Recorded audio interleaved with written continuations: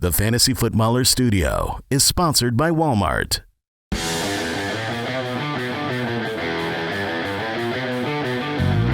Welcome to the Fantasy Footballers Podcast with your hosts, Andy Holloway, Jason Moore, and Mike Wright.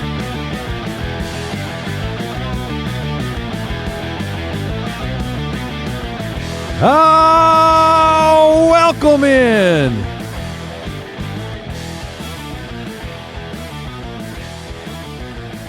I don't know what we're doing. I saw him do it, so I did it.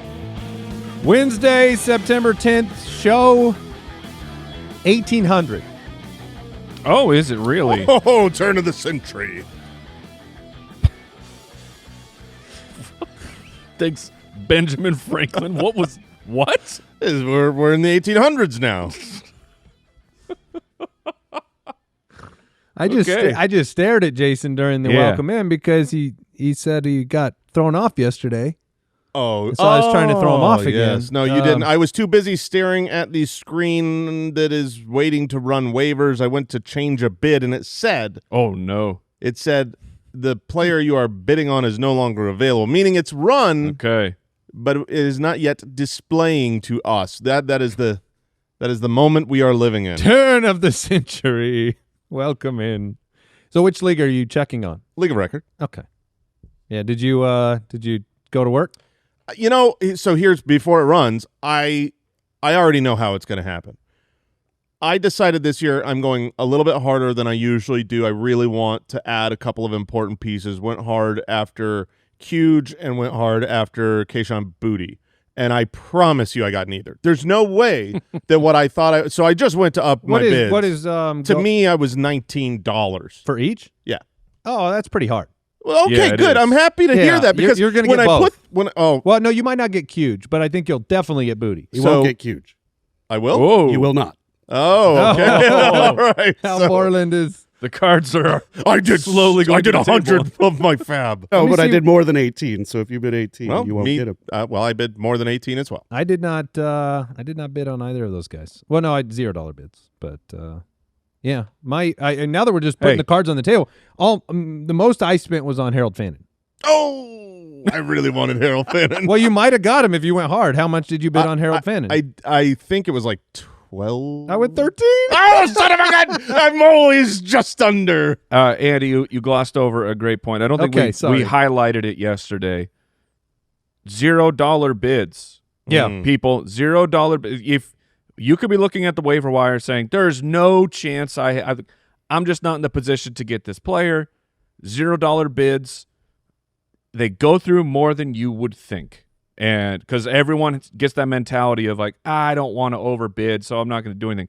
Put a $0 in. Yes. Sometimes things happen. It is unbelievable how many times that someone gets a player that no one else bid on that you're like, I thought everyone was going hard. Yes. I mean, you just always, if there's a player worth rostering and you don't want to spend on him, put a $0 bid in. It's great advice. You're not going to get him in a chopped league, though, if you put a $0 bid on. That's what I just found out. Yeah, we are playing our first chopped league ever, and boy, oh boy, did people spend money in week one. Malik Nabers was on the chopped team, so he fell to waivers, and $551 of the $1,000 spent. Yeah, it seems I got nobody in that one. So, but welcome in. We've got a fun show. The waivers are running, everyone. Yeah, sometimes it's fun when they start up here to react. But we have a great show for you today. We are going to dig into some backup options. One of our favorite things to do is drop it like it's hot, and talk about, especially after week one, people are eager to go and spend on waivers and drop players that maybe have a real future and just had a bad week one. So we'll talk about them. We got news to get into. We got the Thursday night preview. We got mailbag. And we're even going to take a quick look here at our initial early takes on the season. A reminder, if you want access to the customized waiver wire tool as we talk about waivers and the ultimate dashboard lineup optimizer and all of our premium tools and resources, it's as simple as going to jointhefoot.com, becoming an official supporter of the show, a member of the Foot Clan, and then you will have access to all of those tools year-round on the web and in the exclusive Foot Clan app, and you can do that at jointhefoot.com. So, quick question. as you two continue to stare down your waivers. I'm sorry, were you talking? Let's take a look here. One take that you feel you have gotten right after, week one confirmed your opinion, and one take you feel very shaky about after week one. Can they both be George Kittle? No, yeah, I get it. Kittle's right. Kittle was I felt great about it. Kittle had 4 targets in like now 3 he's on seconds. the IR. I'll hop in. I would say that the player that I'm really happy with, because I felt kind of on an island here, was Michael Pittman. I think Michael Pittman, I went back, I talked about it more on the Dynasty episode that released today, but if you look at last year, in the games that Michael Pittman played without Anthony Richardson, every single game other than the one he got injured in, he was double-digit fantasy points. He was basically a wide receiver 2 every single week when he wasn't playing with Anthony Richardson. And then you go, okay, so most of last year he was with Anthony Richardson. It was just a disaster. But what about the year prior? But the year prior, he was the wide receiver 15. The year prior, he was the wide receiver 23. The year prior, he was the wide receiver 15. And then even last year, whenever he wasn't playing with Anthony Richardson, he was a wide receiver 2. So now you've got Daniel Jones there, and he is he's the clear, to me, and so far after 1 week, the primary target in the wide receiver core. I believe he was mispriced and is a good wide receiver. He's also paid to be their alpha. No, I love Michael Pittman. I think Downs will be more and more as the season goes along. He had the hamstring. Was that what it was? I can't remember. He had an injury that held him out for a good chunk there of training camp, and then he was only in the slot. So, but that doesn't mean I'm out. I will 100% grant you that while I do think that Pittman is more valuable for fantasy than Josh Downs, even if Josh Downs is a better actual wide receiver, which he might be, the week 1 happenstance where you destroyed Miami, that does not put you in 3 wide receiver sets throwing the ball a ton. That's where Josh Downs will thrive, because he played only in the slot. So if you don't have 3 wide receivers on the field, he's not going to be out there. So this is not an overreaction that Josh Downs is dead by any means from week 1 when you are up 30-0 in the blink of an eye on the Dolphins. The take I am feeling shaky about, I'm holding on to them, holding on to that little plant, stay strong little roots, is, of course, Caleb Johnson. Caleb Johnson, my fantasy MVP, the guy that I really believe in. I really believe in the talent. I said it will start slow. He will not be on the field, ahead of Jalen Warren. And my biggest fear was Arthur and Kenneth Gainwell. And week 1, it was Kenneth Gainwell out-snapped Jalen Warren. What are you doing? But I'm feeling very shaky because I don't liking players that don't play football. The hardest part is going to be the question we're going to ask probably for 3 or 4 weeks in a row, which is, do you drop Caleb Johnson? Yes, because if he gets the exact same amount of work this next week, I think you're going to be in this place where most everyone's going to feel they have to drop him, and I will feel like contractually obligated to go pick him up. So if you play in a league with me where you drop him, he will be rostered. By the way, you did get Kayshon Boutte. You did not get Quentin Johnston. Okay. Quentin Johnston that was the order that I put them in on mine. 35. Great. And you did get Boutte. Way too much.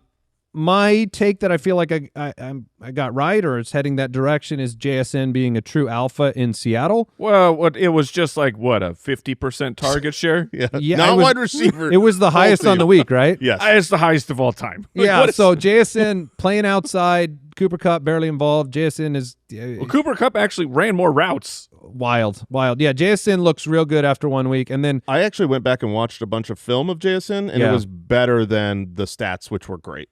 Okay, yeah, that's great to hear. And then one take I feel very shaky about, or $31 for Juwan Johnson. Huh? What league are you talking about? The listener league. Oh, okay. I mean, that's let the man talk. Sorry, Jason, we'll react to the waivers. It's like seeing a spider, man. I'm not going to just not react. It's a 14-team league. I'm going to release a spider if you don't be quiet for a second. Watch it.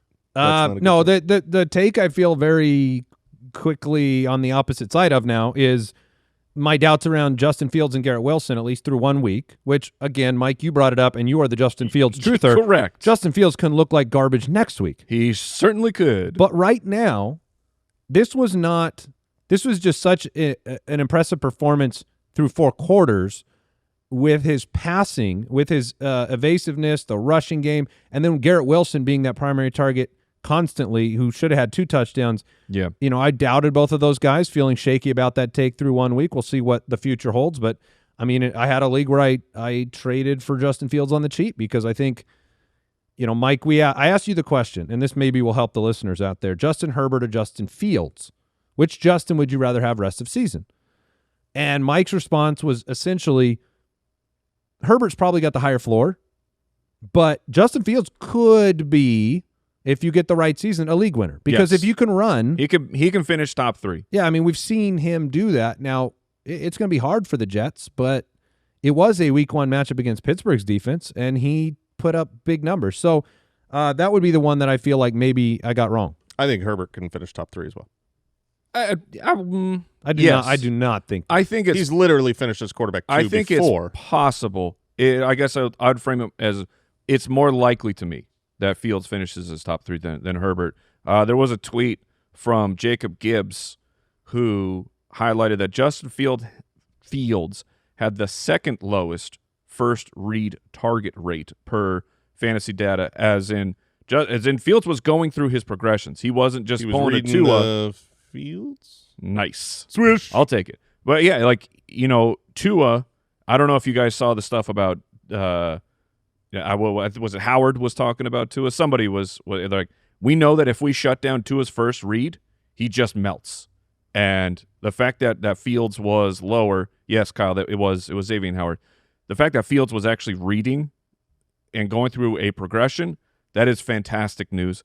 The take I feel pretty good about is Jordan Mason of the Minnesota Vikings, and of just that. I knew that the Aaron Jones is going to be involved in the passing game more than Jordan Mason. Aaron Jones was at a 15% target share. Jordan Mason was at 5% though. However, Mason was at 58% of the running back carries, and just 1 week, but eyeball test was they tried to run a little bit with Aaron Jones at the beginning of the game. It did not work. They put Jordan Mason in, and immediately chunk plays are starting to happen. So I think that transition happens even more rapidly now of seeing what Jordan Mason can do on the ground. And then if this Vikings offense gets cooking like we think, and he's the goal line running back, I think that for where he was drafted, he's going to be a home run pick. Now, the complete opposite of that, it's what Jason, mine's obvious. It's Ken Walker of what for the Seattle Seahawks. It was a complete timeshare. It didn't feel like a timeshare when you were watching. It felt like it's Charbs on the field all the time, and he just keeps having success. It really did. And then every time Walker got a touch, it was same old. He just I got remember a quote from you, which is, I believe Charbs had the ball, and you go, "Oh, sure, you blocked for Charbs." Yes. As the Walker apologist, it very much felt like the team was letting him down. But Walker, I think, was 10 for 20. He had 3 receptions. It feels, for his ADP, it feels incredibly shaky at this point. I do think better days are ahead for Walker, but he may not match the ADP. What was the stat that I shared with you the other day? I think in the last 7 Ken Walker games, he's under 4 a carry. He's under 4 a carry. Was Tua a carry in that game? Like, he has not been able to rip off a Ken Walker big run. I do think there has been, because we've seen enough of him, I think there's a correlation between his tackle breaking and putting himself in positions to break tackles. I do think that there's could be a when I get the ball, I'm not making the right first read situation going on after that much time with Ken Walker. But we'll move on. Talk some backup options.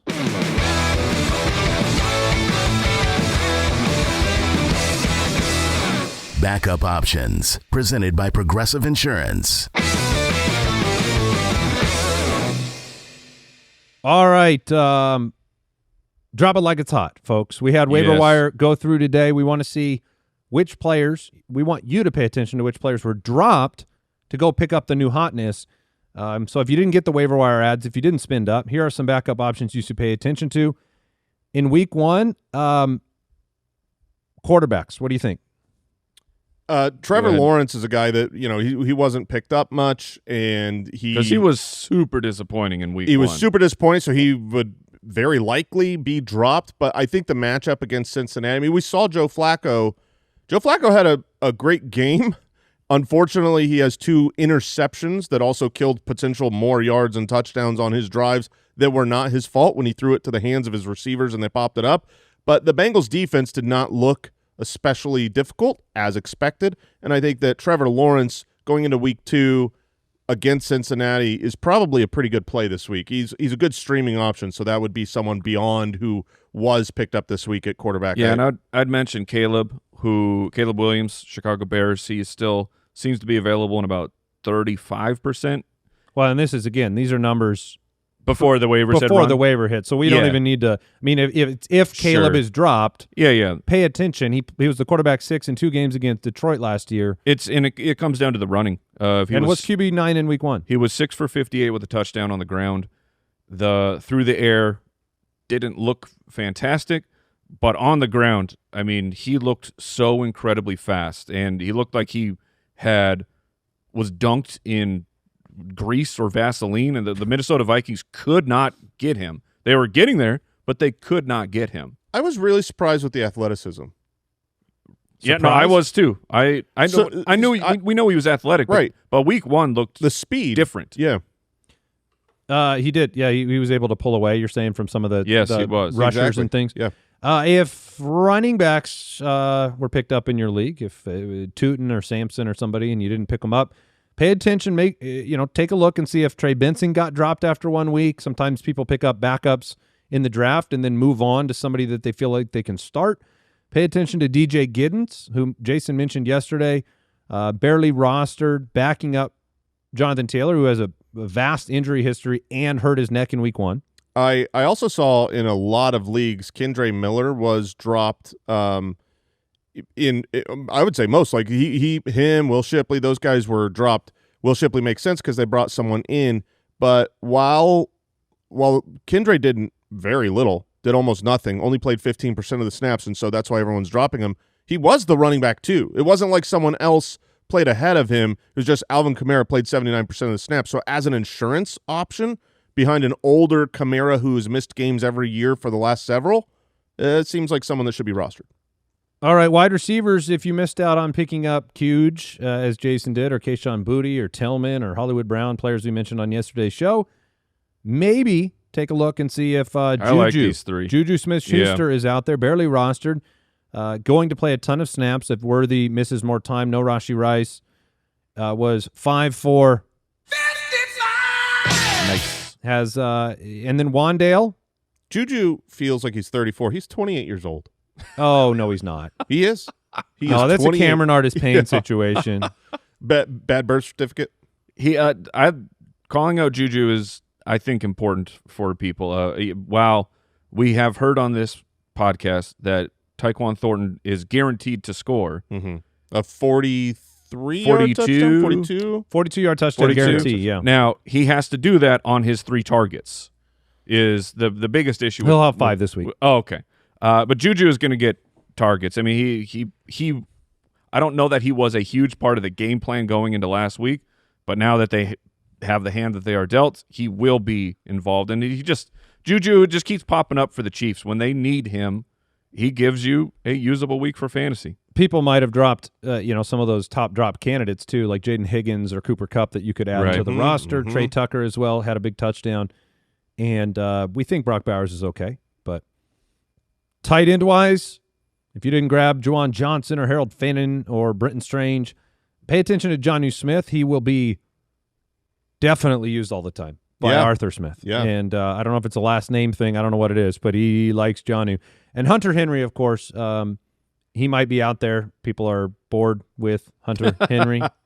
Yeah. And Dalton Kincaid. I was going to say Dalton Kincaid and Dallas Goedert, bigger names that were not necessarily drafted in a lot of leagues that both looked good week 1. Those are I think I'd go Goddard over Dalton Kincaid. Kincaid played like half the game, and I mean he came through with the big time touchdown, but he was only out there for 51% of the snaps and got So just imagine, Mike, Imagine. What if he's out for 80% of the Yeah. room to grow? No, I agree with that. He won't be, as the Buffalo Bills have shown us with Dalton Kincaid. And yeah, it could have been interpreted as an actually bad game for Kincaid when you consider that his quarterback passed for 250 yards in the fourth quarter. that's how I take it. It might be a sell high. It's Yes. like it's Oh, like 100%. Like Travis Kelce, who got the touchdown and is also a sell high because he had 10% of targets. He was like not involved in that game when they needed him. Now, it could be super galaxy brained. Real galaxy brain. But did you see the quote of, it's probably from that other stupid podcast, but Kelsey was talking about running into Worthy. Did they do a podcast? Yeah, it's garbage. Don't listen to it. Oh my gosh. I didn't mean to set that up. Well, they get ratings because they have superstar pop stars on. Oh my gosh. Jealous much? But anyways, he was talking about, there's a human, again, could be galaxy brain. There's a human element. He took his teammate out. Do you think that affected him at all mentally, or was he able to just completely block that out? He talked about that on the podcast. Okay. And I think there's a chance how bad it affected he was him. and how he's got to be a lot better than that, and that was his mistake. And they're human beings. Also, he's part of game plan sometimes, and other times he's not. Sure. I mean, they were playing obviously a defense that was pretty good. Well, we'll see. I'm not bailing on Kelsey completely, but it was the lowest target share he's had since 2017. So woof. Keep that in mind. Also, on the defensive side, if you're looking for multi-week pickups that are still out there, the Patriots have a really decent schedule. Miami, Pittsburgh, Carolina. The Seahawks play Pittsburgh and New Orleans. So New Orleans is coming up for them. Those are a couple to pay attention I saw to. the Philly. There's a chance Seattle's just has a good defense. I agree. I believe I said top 5 to 10, and that was right. Well, ridiculous. The range was too much. It was too much. But I might be on your side there. Yeah, and the 5 Eagles. to 15. I've seen the Eagles dropped a lot. Yeah, thank you, Mike. That's the Eagles have been dropped in a lot of leagues that I'm in because they're playing the Chiefs this week, and so you go, oh, I don't want to play them. That's fine, but they're obviously a great I'd play defense. them against the Chiefs. Sure, but I would pick them up. Well, it's in Arrowhead, maybe not. All right, that was Backup Options, sponsored by Progressive Insurance. Quote today at progressive.com. We'll go ahead and take a break and talk some news. This episode is brought to you by Prize Picks. You and I make decisions every day, but on Prize Picks, being right can get you paid. Don't miss any of the excitement this season on Prize Picks, where it's good to be right. Look, Prize Picks is the best way to win cash this football season. Which players are going off? Which ones are not? Make your picks in less than 60 seconds and turn your takes into cash all season long on Prize Picks. They also invented the Flex Play, which means you can still cash out even if your lineup isn't perfect. You can double your money even if one of your picks doesn't hit. Prize Picks is the best place to win cash while watching sports. Join millions of users and sign up today. Download the app today and use code FOOTBALLERS to get $50 in lineups after you play your first $5 lineup. That's code FOOTBALLERS to get $50 in lineups after you play your first $5 lineup. Prize Picks, it's good to be right. Lowe's knows Sundays are for football, so tackle your home improvement projects by Saturday and earn your Sunday with great deals on Cobalt power tools, Pit Boss grills, LG appliances, and more. Then, once your to-do list is done, get ready to kick back, relax, and enjoy the game. Shop in-store or online now and earn your Sunday with help from Lowe's, official partner of the NFL. All right, let's jump in. News and notes from around the league, presented by Progressive Insurance. The Packers signed currently injured wide receiver Christian Watson to a 1-year, $13 million contract extension. Who is Christian Watson's agent? Okay. Are you looking to find us a new Adisa agent? Bakari, you're doing some good work out there. So this puts him under contract, I believe, he was already under contract for next year, I think. Is that right? So this is year 4. No, he would not be. Okay, so they are giving him another year. It does prove some things we said about him in the beginning of the year, which is maybe he's one of those IR stashes to pay attention to because they have plans for him. Yeah, nice job. Seriously. Not sure when he's going to be back. Drake London and Darnell Mooney expected to practice today. Raheem Morris says he expects London to play this week. It's a Sunday night football game, which makes it, you'd like to see him out there and get that confirmed towards the end of the week. It also means, and this is the time of year where we try to remind you, because we're not in the flow of it, when you've got these questionable players on Sunday night, Monday night, make sure that they are in your flex position so you have more opportunities to pivot out of them if it's turns out he's not playing. Give yourself some flexibility. The 49ers have a weekly part of the show, it seems, when we talk injuries. Juwan Jennings is day-to-day, looking pretty good for him not to be majorly injured.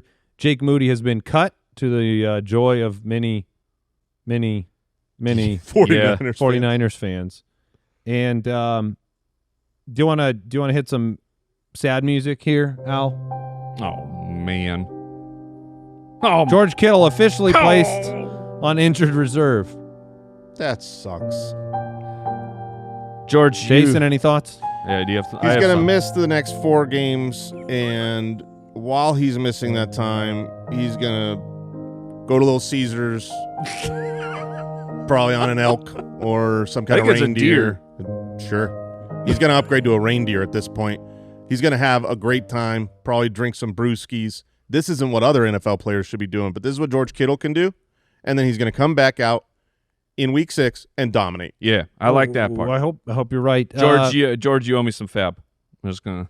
One of the things that kind of sucks is that the opening season window was going to be the best for George. Yes, because you're going to get back to Marcus Robinson, Brandon Ayuk, other players later on. Not that he won't be amazing, he will, but Will Shipley dealing with fractured ribs. Aha! Yeah, totally had nothing to do with the injured Will Shipley while we traded for Tank Bigsby. So Will Shipley, you can cut him. I did in a couple of leagues to move on, and it'll be Tank Bigsby and A.J. Dillon back behind Saquon Barkley. That was News and Notes, sponsored by Progressive Insurance. Quote today at Progressive.com. Progressive Casualty Insurance Company affiliates and third-party insurers. Not available in all states or situations. Coverage subject to policy terms, limits, and conditions. Let's talk Thursday night football. Thursday Night Breakdown. Well, we had football Thursday, Friday, Sunday, Monday last week. Our Thursday night matchup this week, Washington 1-0. Oh, man. Taking on the 1-0 Green Bay Packers. This game is So this game's also in Lambeau. They get to start the season 2 at home. That's what I was surprised. 2 at home, but not just 2 at home. But then the second week on Thursday night primetime at home, making another team fly across the country in short order. They're going because they just got to stay home. They played at home and they get to chill. Look, they're 3.5-point favorites, and the over/under in the game's 48.5. So at least Las Vegas sees us enjoying Thursday night football. I hope we do. Green Bay's defense in week 1, stifling. And so Jaden Daniels will have his hands full.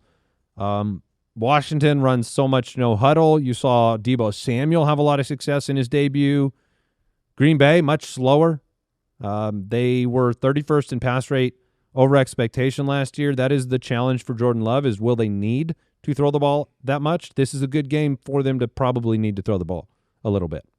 Yeah, and, I mean, are you playing Jordan Love with any fine. level of confidence? I mean, they have a 26-point implied point total. I'd be comfortable playing Jordan Love. I don't know if he's going to be a top 5 on the week type of guy, but you're not trying to stream out of Jordan Love? I would be fine streaming out of Jordan Love. I'd play Justin Fields over Jordan Love. Yeah. Okay. I feel pretty decent about Love this week, though. I think Jordan Love has an excellent game and a mediocre fantasy output. That's the question of what points do we feel comfortable putting Love out there for? Drake May or Jordan Love this week? I would go Drake May for Drake sure. May's playing Miami, right? Yes. Yeah, I feel like Love will be all right. It's I think tough. I think he's got 2 touchdowns in him. It's tough, and I actually do too. I think he throws 2 touchdowns and probably has a disappointing fantasy day. Yeah, he threw 2 this past week. What was he, like quarterback 18 or something? Yeah, he was. He didn't run like we were hoping. Right. So that's one of those, I think there are a handful of players The closest one, I brought him up earlier. I'm not sure if I would. Trevor Lawrence, I think, has a higher ceiling, but also you're playing with fire there because he's not nearly as good. You a definitely don't quarterback. have to start Love. Jaden Daniels, you do, and he had a bunch of design runs again last week. He also, Mike, what did I tell you his rushing line was when I looked at it? Was it 58? I thought it was in like the mid-60s. It was really high, and it was like, my goodness. The projected the projected Oh, line, man. the over-under for the rushing yardage was like 58 yards or something like that. I'm not sure where it is now. Kyle could probably let us know. Maybe it's a little bit lower than that, but it just still seemed like such a nice floor. Maybe it was 48. Yeah, This is the perfect type of game he hit for Jaden 68 Daniels. last week. Yeah. Okay. Yeah. So we had the Ja'Cory Krosky Merritt breakout. Oh! Bill Krosky himself. Bill Krosky has a diary. He calls it the Guinness Book of World Records. Okay. All right. You got me pretty good. You got me pretty good. Hey, did the pause? Oh, That was a long pause. Well done. Prime time Bill Krosky. 10 for 82 and a touchdown last week. You got to be so excited, so scared Oh, to yeah. start Bill in this matchup. Dude. Well, the first week, Green Bay, that defense, Austin Eckler feels like we're in a really weird place with him because he is very much the starter. Wasn't the one with juice last week. I mean, he's solid, but you finished outside the top 30, 6 for 26 on the ground, only 6 attempts on the ground, 3 catches. Are we going to have sub 10 attempts from him every week? I think you probably will have sub 10 attempts. The where you want him is in the receiving game. I think in a game like this, they won last week against the Giants 21-6. This game, I expect them to lose, and I expect them to lose heartily. Really? I do. I think How do you lose heartily? I think it did is, you mean it is more- a bountiful loss. Yes, a bountiful loss. Very heartily, like the great with great heart. I was satiated by my loss. Exactly. The Packers look so good, and I know it was 1 week, but it's not just how they looked at week 1. It's the actual personnel, the traveling, how these teams match up. So if Green Bay wins heartily, as you said, who are the beneficiaries? You saw Jaden Reed get into the end zone last week. Matthew Golden had a very quiet opening week 1. You had Romeo Doubs involved. I mean, Tucker Kraft, the touchdown, but not a lot of targets. like Kraft only and, 18 completions by Love. Kraft and that's the whole thing is Kraft and Reed. They caught the touchdowns, so they were fine for fantasy. But it was a very small amount of passing attempts that were divvied up across the. So then, whole what's team. the expectation with a hearty win? Yeah, that's Who's the players that you're most confident in? If you're not obviously Josh Jacobs is the primary beneficiary here. I'm not super confident in any of the pass catchers for. I mean, this is try to call your shot on a touchdown to me. Honestly, Tucker Kraft.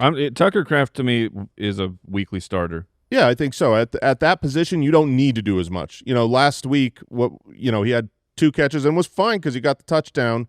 The targets are going to be spread around in an infuriating manner, and so it's really difficult for me to. You had 2 receptions for Doubs, 3 receptions for Jaden Reed, 2 for Wicks, 2 for Kraft, 2 for Golden, 1 for Jacobs, 1 for Musgrave, 1 for Brooks, 1 for Fitzpatrick, 1 for Savion Williams. Like Savion got on there? Oh yeah, Yeah. Right I mean- on. yeah, he had he was the 3rd highest total catches. I mean, with 1, right. It's just really tough when you don't have a consolidation of targets to have. You really, if you want to play a Packer, you got to say, I believe they're getting a touchdown as a receiver. You're playing Terry McLaurin and Debo? Yeah, I can't imagine not playing Debo. No. McLaurin, it could take a little time. You talked about missing camp. it could be, but it's like who are you? If putting you had in? them both, which one would you play? Debo. I think the manufactured touches will be there. The running game is usually a little bit easier for the Packers defense. They've got a very good passing defense, and so Terry McLaurin down the field. I mean, if you're down a lot, they'll throw the ball more. So I don't think Terry McLaurin is someone that by any means you can't start, but it's a matter of do you have, like, let's say you drafted Terry McLaurin and you drafted Michael Pittman. I'd feel more confident playing Michael Pittman Really? than Against Terry Denver. McLaurin. Ooh, I forgot about that. I forgot about Patrick Surtain. I'll look further into that. How about the waiver hotness huge or the Washington guys? I think I go huge on Monday night. Oh man, this is spicy. In week 2, Ricky Pearsall, I'd rather play over Okay. Terry McLaurin. What about Zay Flowers? Yeah, I mean the problem with Terry is just he's got to make the most of the limited opportunities, probably the deeper targets. He had 4 targets in week 1. He caught 2 of them for 27 yards.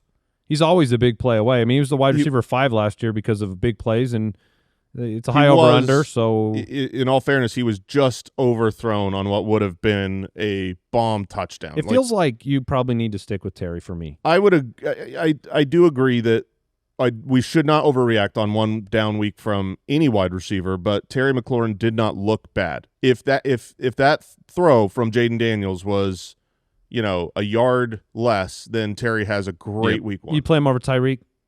Yeah. Okay. Mike, do you have any other thoughts on this game? Yeah, the question is, I wanted to get some names for Bill because I am nervous about William. will he Maybe be in Bill? this game. Because the Green Bay defense, one game, but like David Montgomery and Jahmyr Gibbs shut down. And for all the excitement about Bill Kroski, he's not up at that level of play yet. So are you playing the aforementioned Jordan Mason takes on the Atlanta Falcons? Would you rather play Mason in that game or Bill? Test your fate with Bill on Thursday night. I think those are very close to me, and I think I lean Mason. Okay. Jalen Warren against Seattle. I lean Jalen Warren. And let's find one more. So I guess let's just stay in the same game. Eckler or Bill? Who are you playing? Or who would you prefer? I actually lean Eckler this week. Okay. If you're playing from behind the pass catching role, I think I might stay away from Bill after everything you said and where I'm at with it. Bill feels like a low fringe RB2 type of a play. That's where he is for me, at least. Yeah. So Bill or Kenneth Walker? Probably. I'll play Bill. Probably Bill. Yeah, I'll play Bill there. We need to see it. Agreed. Agreed. All right, let's jump into the mailbag. Mailbag. Presented by NFL Sunday Ticket on YouTube TV. All right, we are into the mailbag. If you have a question for the show, we'd love to answer it. Go to the website, thefantasyfootballers.com, click the Submit a Question button, or you can dial the voicemail hotline, 302-464-TFFB. And do we have a voicemail in here, Al? Are we good on that? We do. All right, let's do it. Hey, footballers, Dan from South Bend. Love your show. I got a quick question. This is the first time my league has ever done waivers with FAAB. So what's the easiest way, or how do you guys decide how much to spend percentage-wise on the position and what positions are more important, or how do you guys figure the percentage? I'm just trying to see if I can get some kind of detail on that. Thanks. Have a great day. I'll say this, and you guys can add some more context to it. We add FAAB ranges to our waiver wire rankings. So we do give you a baseline of what we think they're worth spending. However, the real true answer, and people don't like it when it's not like super, black and white on a certain number. Yeah. The real true answer is I adjust my bids proportional to my need. If I have a great need for a running back on a roster that's depleted, it's going to be much different than if it's in a very, in a vacuum, I have a full roster and I just try to add somebody to my bench. I'm going to overspend to fill a need on my roster. So I guess I would say use our FAAB as a guide, but not also know your league and your league mates. Say. This is it's really a blind auction. So this is, you have to beat the other people in your league and know their tendencies. Now, if I go to a blind auction with Jason there, I know I'm going to have to bid up a lot because he's going to buy everything there. Well, is it fancy stuff? It's fancy stuff. Oh, then bring your wallet. Yeah, brother. you should just leave. Yeah. You're getting nothing. How much for all of it? I'll take the lot. You do need to know. Now, he said this is his first time playing, so you don't know the tendencies of your league. I will say this: if this is the first time for your entire league playing, if you just switch to an auction, go a little harder than you think. Yes, it's People been are our scared. experience in new FAAB leagues that. Yeah, everyone's worried that they're going to overspend, and so they just go out a couple bucks here, a couple bucks there. Just be courageous. Yeah, and Get your guys. To highlight Andy's point, I lost George Kittle. I had to get a tight end, and I, like I said on the show yesterday, there were 2 tight ends that I fully believe are year-long type of players in Juwan Johnson and Harold Fannin. Now, I had no idea what other. I looked around at the teams, to just get a gauge who needs a tight end, and there were a handful of teams that, in my estimation, were they're going to bid, they're going to go after these tight ends. So I put in a number where I knew this is going to be an overspend. I don't know how much of an overspend, but it will be. But I got to get this guy. So I went 27 on Juwan Johnson, which is. That's hard in the paint for It was for an him. overspend of 20. It ended up being 20. Now, I had a mid-20 on Harold Fannin, should I have not gotten Juwan, and I would not have gotten Fannin. No, he went for like 33. He went for in the 30s. So it was, I looked at my situation, knew I had to get one of those 2 guys, and just accepted I'm going to burn some cash, but I believe in them, and I need them. Here's what I think is the most important takeaway from that. Mike, you spent 27 to get one of those 2 tight ends that you needed. The next highest bid was 7. Yeah. So you can say it was a bad bid. In the end, you have Juwan Johnson, who Correct. you needed, and your team is better because of it. Yeah. It's also very funny because if the bid behind him had been 26, you would have felt like it was the right amount to spend. Exactly. It's the same amount of FAAB no matter what. Right. It's just a perspective thing, right? Like if I had spent 26 and you had spent 27, you'd be dunking on me. Yes. Like I got him. So yeah, if you need a player, go get him. We do give you a guide in the waiver wire, custom waiver wire rankings in our ultimate dashboard that you can use. But Speaking of dunking, I just want to say when I said that I spent 19 for Huge, and Al was like not gonna get him. Yeah. Al spent 18 for him. I screenshotted it in Slack there where my bid was 24. He had a technological malfunction. he's the one that runs our tech. Yeah. It is. Okay. So maybe you're hearing this, maybe you're not. All right, Nate in Canada, half PPR league. Should I bench Tyreek Hill for either of these 2 players? Yes. Keenan Allen Yes. or Hollywood Brown? Probably both. Dude. It's amazing how I'm still afraid of seeing Tyreek Hill on the other side of my matchup. I really am. Like I'm playing somebody this week, they have Tyreek Hill, and I still see it, and I'm like, I'm afraid of the big play. And he hasn't had a 30-yard reception in a year. But I'm still scared. Yeah, I mean, I get it. Tua looked terrible against the Colts. Now, that's 1 week. We don't want to overreact from 1 week, but it's not just 1 week. Like for Tyreek, it's 1 week plus age plus 1 year. He was terrible last year. He's probably getting traded. I would say that the chance of him ending the season on the Dolphins is very low. Very low. Go back to the Chiefs. Yeah, or someplace that wants to make a push with one dude. Maybe. I think he will be gone. And just So yeah, I don't know what that Tyreek means for your Waddle shares or whatever. Is certainly not someone that you can't start. He's going to get a lot of targets. I think those other 2 names I would start over. Yeah, Tyreek. Hollywood Brown. The Hollywood Brown one's going to feel bad because you're Keenan like Allen. when you're just looking at the floor and the median of what could happen for that. But if I had the 2 of them, I think I would do it. Hollywood Brown's story in Kansas City is injuries alone. That's all it is. When he's been on the field for them, he has been targeted at such a crazy rate. He came back at the end of last year, and in limited snaps, he was constantly targeted. He is a very good and capable receiver, and we're talking about we brought up Juju Smith-Schuster on this show. Correct. Juju Smith-Schuster is not the receiver Hollywood Brown currently is. We did have an update here on Miami Dolphin news of head coach McDaniel talking about Darren Waller, guys. I don't know if you saw this McDaniel quote. is going to be gone. He said, quote, I expect – are you going to play it? I guess. Sure. Quote, begrudgingly. I expect to not know what to expect until later on this week. Hold on. He said that? Yeah, hold on. We may get to a point where we realize the risk is too great for the rest of the season, and we'll have to do what's best for the team. Man. We're ramping up. We have the ramp. This is a ramp to infinity. This is like starting the rocket ship up and then powering it down, and it never launches. Sure glad you traded for him out of retirement. Wait, and paid him? Yeah. Trade, paid. Oh, he's a genius. Yeah, he's doing work Yeah, over Waller. there.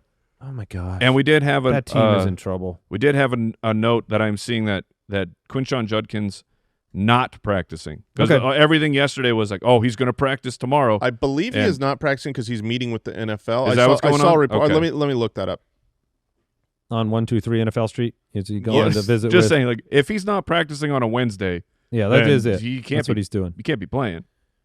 We'll see. We'll see what happens this week. We'll take a break. We'll jump back into some more questions. Foot Clan draft day is on the way. You got your rankings. You got those sleepers. You got your can't miss picks. But you know what? You need sometimes a backup because, well, even the best fantasy football team in the world doesn't go according to plan. Sometimes those starters, they don't show up. Wouldn't it be great if you could have the same peace of mind everywhere else? With Progressive, you get more than just a policy. You get a playbook full of coverage options you can count on for your home and for your auto. Want to customize your protection? No problem. You can build your coverage just like your fantasy team, making sure that you have the right players in every position and a backup when you need it most. And when life throws an audible like a fumble in the driveway or a hailstorm at home, Progressive is there with 24/7 support. Don't get caught without a great backup. Visit Progressive.com to quote today. Progressive Casualty Insurance Company, affiliates, and third-party insurers. Not available in all states or situations. Coverage subject to policy terms, limits, and conditions.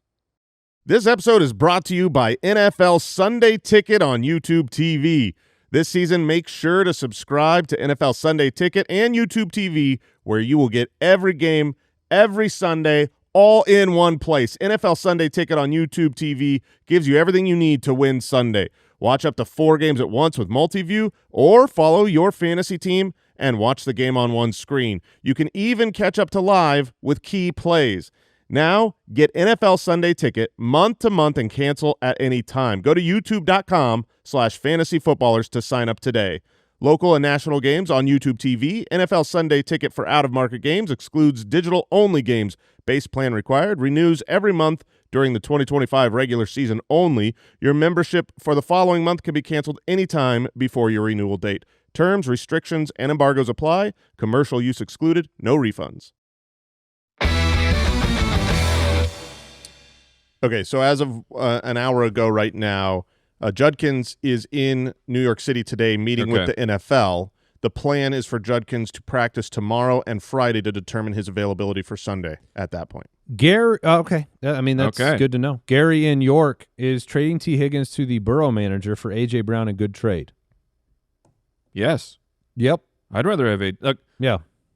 Week 1 for AJ. Well, Jason. Yeah. Your AJ Brown's on your league of record team, your most important team. Yep. Where does your level of concern if you had T. Higgins, would you be trading him for AJ Brown? I would rather have AJ Brown. If this was a redraft right now, everything we know in week 1, I would take AJ Brown ahead of T. Higgins. There are plenty of wide receivers have bad games.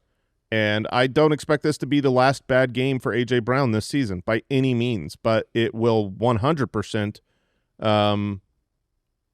be chock full of lots of big games. I was I forget which DB it was. They were interviewing some great DB, and it was like, who are the best 5 current wide receivers in the NFL? And he was like, well, Chase and Jefferson, of course. I think CeeDee, A.J. Brown. And then he really struggled with 5. It was like he puts him in there. And you look at last year, there were games where 2 for 36 for A.J. Brown. You know, he had some games where he just disappeared, and then plenty of awesome ones. Yeah, we may be accepting a new reality for A.J. Brown, though. Yeah, in the last couple of years. Kirk wants to know, would you trade either CMC or Derrick Henry for Justin Jefferson in a PPR league, or just keep the running backs? Oh, man. I would probably keep the running backs. I would keep the running backs. Andrew in Idaho. What's up, Foot Clan? What's up? Should I start Marvin Harrison Jr. this week or ride the high from Emeka Egbuka and play him instead? Thanks, guys. Love the show. Obviously got Egbuka late then and has the start-sit decision. Marvin Harrison against Carolina. I am worried that the Cardinals will run all over Carolina, and that may limit Harrison. Yeah. I would play Egbuka. I was concerned they were going to run all over the Saints as well. Carolina is worse. Yeah, I mean, it's very possible that the Carolina has Buccaneers, some offensive success, which would change things. The Buccaneers are going on the road to the Houston Texans, defense that looked great against the Rams. I think it's a really close call between these two guys. Stingley will be on Evans. I lean the Marvin Harrison side. They both saw the same amount of targets. So, Mike, make the decision. I would play. Let's put it all on Mike. I agreed. Mike Wright, win or lose, right here. Then it's time to win, and I would play Marv. Okay. All right. Tyler. Or Egbuka. Okay. All right. I'd play Marv if I had them both. Tyler has a question. Another drop candidate. Is Luther Burden droppable in redraft? Luther Burden did nothing in week 1. It's just the problem I had with Burden was not the skill or talent. I loved him coming out of college. It was DJ Moore, Rome Odunze, You're now Colson Loveland. You didn't list Komet. the real problem. The real problem is Zacchaeus. Oh, yeah. It was in this week. Yeah. He did play 27% of snaps, but only had 1 target. I am fine dropping Luther Burden right now. I do have a long view of him that by the second half, he will be on the field over Zacchaeus, and then we will see. I love this question because it's so brutal. Ben in Kansas City, should I consider trading Malik Nabers for JSN? Oh, that is brutal. It's brutal. We just talked about the quarterback situation in New York, which let me apologize. Oh, yeah. I got fooled. Oh, yes. I got fooled. I did too. I was in that too. And then you guys fooled me with you're being fooled. Well, when we Twice the speak fool. into these microphones, it sounds authoritative, Mike, Yeah. and I don't blame you for listening to us. But listen, we got fooled by a bad tweet that had claimed that Brian Dable had gone to ownership about Jaxon Dart. It was false. I was tricked. Jason was tricked. Yeah. And Whoops. It happens. it does happen, and I apologize, and I'm sorry for yesterday's conversation completely based on that. Also, on the heels of that, though, we will all be tricked yet again this week as Russell Wilson remains the starting quarterback for the Giants. Just like our eyes will be tricked Yes. into having to watch a bad game. Look, Malik Nabers According is to a going. report from me, Brian Dable should go to ownership and ask if Jaxon Dart may start. I was a believer in JSN being a top-tier, true top 5 candidate this year. Malik Nabers, you don't want to overreact to one good week from JSN and one bad week from Malik Nabers and be like, okay, I would probably stay with Nabers. I would. But I don't think it's going to be that much of a difference between the two. I agree. The gap is not what it was perceived before the season. If you watch the targets, I watched every single Malik Nabers target last night. They are so bad, and I feel bad for him.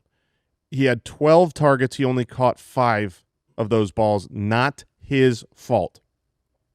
It can't get Did you when you were watching? Did you feel like the all 22? No. The all incomplete passes were not his fault.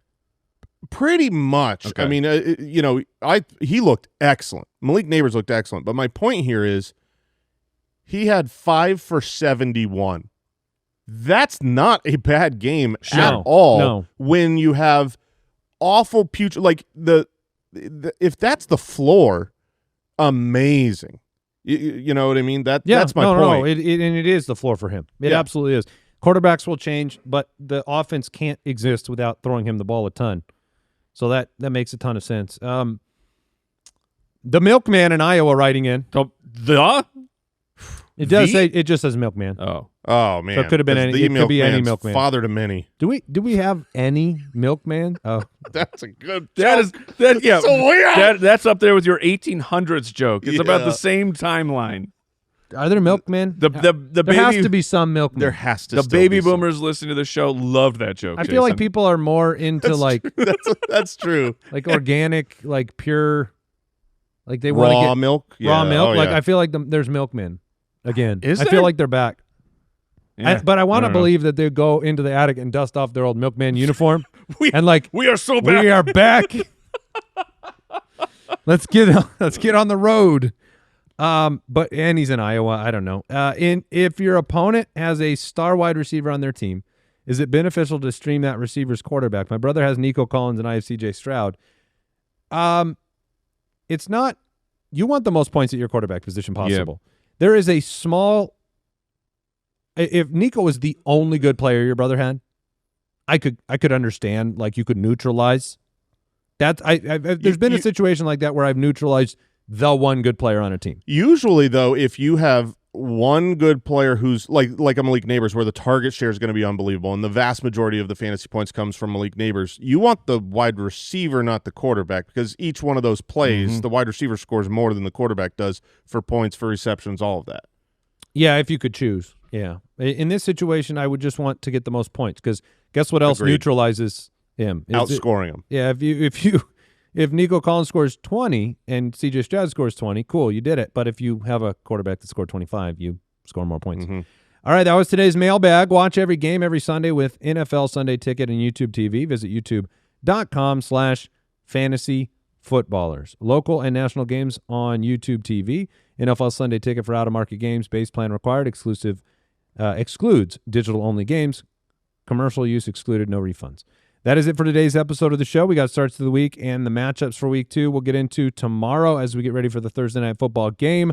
Again, check out jointhefoot.com if you want bonus weekly episodes of the show, the ultimate dashboard, and the waiver wire tool, among many others. Thanks for joining us today. Take care. Goodbye. Thank you for listening to another episode of the Fantasy Footballers Podcast. Join our fantasy football community on jointhefoot.com and follow us on Twitter @TheFFBallers.